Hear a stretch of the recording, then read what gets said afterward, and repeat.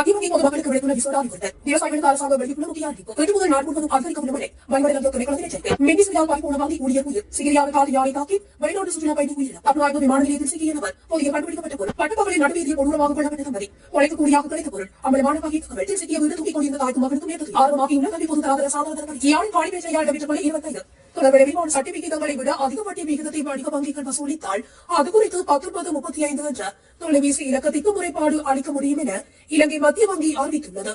அலுவலக நேரங்களில் மேற்கண்ட இலக்கத்திற்கு தொடர்பு கொண்டு முறைப்பாடுகளை செய்ய முடியும் என தெரிவிக்கப்பட்டுள்ளது. மேலும் எந்த ஒரு வணிக வங்கியும் அதிக வட்டி வசூலித்தால் வாடிக்கையாளர்களுக்கு வேறு வங்கியை தேர்வு செய்யும் சுதந்திரம் இருப்பதாகவும் மத்திய வங்கி சுட்டிக்காட்டியுள்ளது. இலங்கை மத்திய வங்கி கடந்த 2025 ஆண்டில் நடப்பு 2026 ஆண்டில் இதுவரையிலான காலப்பகுதியிலும் தன் தளர்வான நாணய கொள்கை நிலைப்பாட்டை தொடர்ந்து பேணி வருகிறது என்பதும் குறிப்பிடத்தக்கது. 2025 ஆண்டு மே மாதத்தில் ஒருநாள் கொள்கை வட்டி விகிதம் 25 அடிப்படை புள்ளிகளால் குறைக்கப்பட்டு 7.75% நிர்ணயிக்கப்பட்டதுடன் அதன் பிறகு அதே நிலை தக்க வைக்கப்பட்டுள்ளதாகவும் மத்திய வங்கி தெரிவித்துள்ளது. நாட்டில் நெல்விக்க காத்திருக்கும் விவசாயிகளுக்கு அரசாங்கம் முக்கிய அறிவிப்பு ஒன்றை வெளியிட்டுள்ளது. அந்த வகையில் 2025 தொடக்கம் 2026 பெரும்போக்கு நெல் கொள்வனவு வேலை திட்டத்திற்கு அமைய உரிய விலைகளை அரசாங்கம் அறிவித்துள்ளது. அரசாங்க தகவல் திணைக்களத்தில் நடைபெற்ற வரும் ஊடகவியலாளர் சந்திப்பில் நெல் சந்தைப்படுத்தும் சபையின் தலைவர் AMG பின்னலந்து இதனை தெரிவித்துள்ளார். அவர் மேலும் தெரிவிக்கையில் 1 கிலோகிராம் கீரி சம்பா நெல் 140 ரூபாவாக செய்யப்பட உள்ளதாக அவர் குறிப்பிட்டுள்ளார். அத்துடன் 1 கிலோகிராம் சம்பா நெல் 130 ரூபாவாகவும் 1 கிலோகிராம் நாட்டு நெல் 120 ரூபாவாகவும் கொள்வனவு செய்யப்பட உள்ளது. இம்முறை நெல் கொள்வனவுக்காக 10 பில்லியன் ரூபாய் ஒதுக்கப்பட்டுள்ளதாகவும் நெல் சந்தைப்படுத்தல் சபையின் தலைவர் AMG பின்னலந்து மேலும் தெரிவித்துள்ளார். இன்று முதல் அடுத்த சில நாட்களுக்கு வடக்கு வடமத்திய மத்திய ஊவா மற்றும் கிழக்கு மாகாணங்களில் மழையுடனான வானிலை அதிகரிக்கும் என எதிர்பார்க்கப்படுகிறது.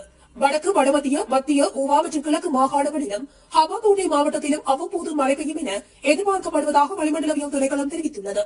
மத்திய ஊவா மற்றும் கிழக்கு மாகாணங்களிலும் பொலனறுவை மாவட்டத்திலும் சில இடங்களில் 75 மில்லிமீட்டருக்கும் அதிகமான பலத்த மழை வீழ்ச்சி கிடைக்கும் என கூறப்பட்டுள்ளது. நாட்டின் ஏனைய பிரதேசங்களில் பல இடங்களில் பிற்பகல் 1 மணிக்கு பின்னர் மழை அல்லது இடியுடன் கூடிய மழையோ பெய்யக்கூடிய சாத்தியம் காணப்படுகிறது. சில இடங்களில் 75 மில்லிமீட்டர் அளவான ஓரளவு பலத்த மழை வீழ்ச்சி எதிர்பார்க்கப்படுகிறது. வடமத்திய சபரகமுக மற்றும் மத்திய மாகாணங்களிலும் காலி மற்றும் மாத்தறை மாவட்டங்களிலும் பனிமூட்டமான நிலையும் காணப்படும். இடியுடன் கூடிய மழை பெய்யும் இடங்களில் அந்த பிரதேசங்களில் தற்காலிகமாக வீசக்கூடிய பலத்த காற்று மற்றும் மின்னல் தாக்கங்களினால் ஏற்படக்கூடிய பாதிப்புகளை குறைத்துக் கொள்ள தேவையான முன்னெச்சரிக்கை நடவடிக்கைகளை எடுத்துக் கொள்ளுமாறு பொதுமக்கள் அறிவுறுத்தப்படுகிறார்கள். காபூகா மாவட்டம் நீர்கொழும்பு பகுதியில் நேற்றிரவு மின்சாரம் தாக்கியதில் 27 வயதுடைய இளைஞர் ஒருவர் பரிதாபமாக உயிரிழந்துள்ளார். கொழும்பு கொலன்னாவை பிரதேசத்தைச் சேர்ந்த இளைஞரை இவ்வாறு உயிரிழந்துள்ளார். உயிரிழந்த இளைஞர் நீர்கொழும்பில் உள்ள தனியார் வங்கியொன்றில் பணியாற்றி வந்த நிலையில் தொழில் நிமித்தம் அப்பகுதியில் வாடகை வீட்டில் தங்கி வந்துள்ளார். நேற்றிரவு தங்கியிருந்த வீட்டில் பழுதடைந்த மின்விசிறியை திருத்த முயன்ற போது மின்சாரம் தாக்கி சம்பவ இடத்திலேயே உயிரிழந்துள்ளார். உடல் பிரேத பரிசோதனைக்காக வைத்தியசாலையில் வைக்கப்பட்டுள்ளதுடன் சம்பவம் தொடர்பில் போலீசார் மேலதிக விசாரணைகளை மேற்கொண்டு வருகின்றனர். சேகரியா விதுரகல வயதியில் காட்டுயானை தாக்கியதில் ஹங்கேரி நாட்டைச் சேர்ந்த 68 வயது மதிக்கத்தக்க சுற்றுலா பயணி ஒருவர் உயிரிழந்துள்ளதாக போலீசார் தெரிவித்துள்ளனர்.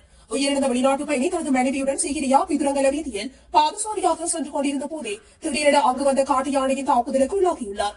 சம்பவ இடத்திலேயே அவர் உயிரிழந்துள்ளதாக ஆரம்பகட்ட விசாரணைகளில் இருந்து தெரியவந்துள்ளது. இந்த சம்பவம் குறித்து சேகரியா போலீசார் மேலதிக விசாரணைகளை முன்னெடுத்து வருகின்றனர். உயிரிழந்தவரின் சடலம் பிரேத பரிசோதனைக்காக மருத்துவமனையில் வைக்கப்பட்டுள்ளது. கட்டுநாயக்க விமான நிலையத்தில் சட்டவிரோதமாக நாட்டிற்கு கொண்டுவரப்பட்ட வெளிநாட்டு சிகரெட்டுகளுடன் ஒருவர் கைது செய்யப்பட்டுள்ளார். விமான நிலைய போலீஸ் போதைப்பொருள் தடுப்பு பணியக அதிகாரிகளுக்கு கிடைத்த தகவலின் அடிப்படையில் கைது செய்யப்பட்டுள்ளார். விமான நிலையத்தின் வருகை முனையத்தில் இன்று அதிகாலை நடத்தப்பட்ட சோதனையின் போது சந்தேக நபர் கைது செய்யப்பட்டதாக தெரிவிக்கப்படுகின்றது. இதன்போது சந்தேக நபரிடம் 12,000 வெளிநாட்டு சிகரெட்டுகள் கண்டுபிடிக்கப்பட்டுள்ளன. மேலும் அவர் கம்பளைச் சேர்ந்த 58 வயதுடையவர் என்று கூறப்படுகிறது. சம்பவம் குறித்து போலீஸ் போதைப் பொருள் தடுப்பு பணியக விமான நிலைய பிரிவு மேலதிக விசாரணைகளை மேற்கொண்டு வருகின்றது. தலக்கும அகுரைகுடவில் சட்டத்தரணி மற்றும் அவரது மனைவி படுகொலைக்கு பயன்படுத்தப்பட்ட துப்பாக்கியை எடுத்து சென்ற மற்றும் துப்பாக்கிதாரிகளுக்கு வசதிகளை ஏற்படுத்திக் கொடுத்த நவகமுவைச் சேர்ந்த ஒரே குடும்பத்தைச் சேர்ந்த 2 சகோதரர்கள் நேற்று போலீசாரால் கைது செய்யப்பட்டனர். இவர்களிடம் நடத்தப்பட்ட விசாரணைகளில் கொலை சம்பவம் தொடர்பில் பல முக்கிய தகவல்கள் வெளியாகியுள்ளன. வெளிநாட்டில் உள்ள குற்றவாளிகளான தரிம்பு மதுசங்க என்ற டூடு மற்றும் மோதிர நிபுணர் ஆகியோரின் ஐஸ் போதைப் பொருள் கடத்தலை இலங்கையில் முன்னெடுத்து வருபவர்கள் இவர்களே என தெரிய வந்துள்ளது. சுத்தா ஐயாவின் வேலை ஒன்று உள்ளது, அதை செய்ய வேண்டும். 7 நாட்களுக்கு ஒரு வாகனத்தை வாடகைக்கு எடுங்கள் என வெளிநாட்டில் உள்ள குற்றவாளிகள் இவர்களிடம் கூறியுள்ளனர். அதன்படி சகோதரர்கள் கொட்டாவையும் காரொன்றை வாடகைக்கு எடுத்துள்ளனர். கொட்டிகாமத்தையில் முச்சக்கர வண்டியில் வந்த ஒருவரிடமிருந்து துப்பாக்கி அடங்கிய பொதியை பெற்று சம்பவ தினத்தன்று அகுரிகொட சூப்பர் மார்க்கெட் அருகே நிறுத்தி வைக்கப்பட்டிருந்த மற்றொரு காருக்கு மாற்றியுள்ளனர். இக்கொலை திட்டம் குறித்து ஒரு வாரமாக இவர்கள் அறிந்திருந்தனர். சட்டத்தரணி தனது மனைவி அலுவலகத்தில் இருந்து அழைத்துக் கொண்டு தினமும் மாலை 4:30 தொடக்கம் 5 மணியளவில் செல்வதை கண்காணித்துள்ளனர். சம்பவத்தன்று சூப்பர் மார்க்கெட் வாகன தரிப்பிடத்தில் சட்டத்தரணியின் கார் நிறுத்தப்பட்டுள்ள தகவலை துப்பாக்கிதாரிகளுக்கு வழங்கியதும் இவர்களே. இக்கொலைக்கு உதவியமைக்காக சகோதரர்களுக்கு பணம் வழங்கப்படவில்லை, மாறாக ஐஸ் போதைப்பொருள் வழங்கப்பட்டுள்ளது. துப்பாக்கிதாரிகளில் ஒருவர் சம்பவத்திற்கு 3 நாட்களுக்கு முன்பே பனிப்பிடிய ஹோட்டலுக்கு வந்துள்ளார். அவருக்கு தேவையான ஐஸ் மற்றும் வசதிகளை சகோதரர்கள் செய்து கொடுத்துள்ளனர். மெத்தியவர் சம்பவத்தன்று வந்துள்ளார். வாடகைக்கு எடுத்த காரை 7 நாட்களின் பின் மீண்டும் ஒப்படைக்க சென்ற போதே போலீசார் இவர்களை பின்தொடர்ந்து சென்று கைது செய்துள்ளனர். புத்தள பகுதியில் உள்ள வீடொன்றில் ஏற்பட்ட தீ விபத்தில் வீட்டில் வசித்து வந்த தாயும் மகளும் பலத்த தீக்காயங்களுடன் மருத்துவமனையில் அனுமதிக்கப்பட்டுள்ளதாக போலீசார் தெரிவிக்கின்றனர். தீ விபத்தில் அறையொன்று முற்றிலுமாக எரிந்து நாசமாகியுள்ளது. மேலும் அங்கு தூங்கிக் கொண்டிருந்த தாயும் அவரது 3.5 வயது மகனும் பலத்த தீக்காயங்களுக்கு உள்ளாகியுள்ளனர். ஆபத்தான நிலையில் இருந்த தாயும் மகனும் புத்தள மருத்துவமனையில் அனுமதிக்கப்பட்டு பின்னர் மேலதிக சிகிச்சைக்காக முன்னராகவே பொது மருத்துவமனைக்கு பரிந்துரைக்கப்பட்டனர். புத்தள போலீசார் சம்பவ தொடர்பில் விசாரணைகளை மேற்கொண்டு வருகின்றனர். கல்வி பொது தராதர சாதாரண பரீட்சை இன்று நாடு முழுவதிலும் உள்ள 3545 பரீட்சை மத்திய நிலையங்களில் ஆரம்பமாகியுள்ளது. பரீட்சைகள் ஆணையாளர் நாயகம் இதுகுறித்து கருத்து தெரிவிக்கையில், இம்முறை பரீட்சைக்கு தோற்றும் மொத்த மாணவர்களின் எண்ணிக்கை 4,51,463 ஆகும் என குறிப்பிட்டுள்ளார். தற்போது நிலவும் சீரற்ற வானிலை அல்லது ஏதேனும் அழுத்தங்கள் காரணமாக மாணவர்கள் பரீட்சை மத்திய நிலையங்களுக்கு செல்வதில் சிக்கல்கள் ஏற்பட்டால் அவர்களுக்கு தேவையான உதவிகளை வழங்க அடுத்த முகாமைத்துவ மத்திய நிலையம் விசேட வேலை திட்டம் ஒன்றை முன்னெடுத்துள்ளது. இதுகுறித்து அடுத்த முகாமைத்துவ மத்திய நிலையத்தின் பணிப்பாளர் பிரதீப் கொடிப்பிலே கருத்து தெரிவிக்கையில், ஏதேனும் இடர்நிலைகள் காரணமாக பரீட்சைக்கு செல்வதில் தடை ஏற்பட்டால் உடனடியாக 117 அல்லது 1911 எனும் தொலைபேசி இலக்கங்களை தொடர்பு கொள்ளுமாறு அறிவுறுத்தியுள்ளார். அத்துடன் மாணவர்கள் சிரமமின்றி பரீட்சைக்கு செல்வதை உறுதிப்படுத்த போலீஸ் மற்றும் முப்படையினரின் ஒத்துழைப்பு பெற்றுக் கொள்ளப்பட்டுள்ளதாக தெரிவிக்கப்பட்டுள்ளது.